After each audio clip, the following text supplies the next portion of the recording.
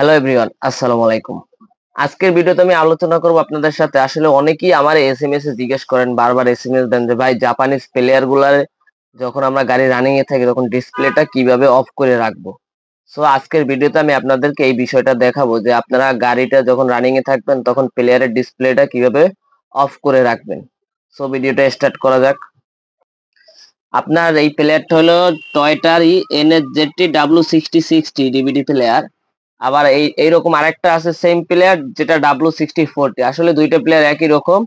So আমি আপনাদেরকে এই প্লেয়ারটা দিয়েই দেখাই যে এই প্লেয়ারটার ডিসপ্লেটা আপনারা কিভাবে অফ করবেন। স্ক্রিনটা, এই যে স্ক্রিনটা আছে এটা কিভাবে অফ করবেন।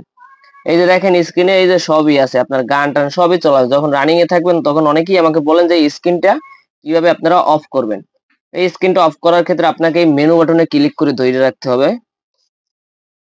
এই যে দেখেন মেনু বাটনে আমি ক্লিক করার পর এই যে একটা অপশন আসছে, তারপর এই কর্নারে এইটাই ক্লিক করতে হবে। এই কর্নারটা ক্লিক করার পরে এইরকম একটা অপশন আসবে। এই অপশনটা আসার পরে আপনি যখন এই বাটনটা ক্লিক করবেন, এই যে দেখেন প্লেয়ারটা কিন্তু আপনার অফ হয়ে গেছে।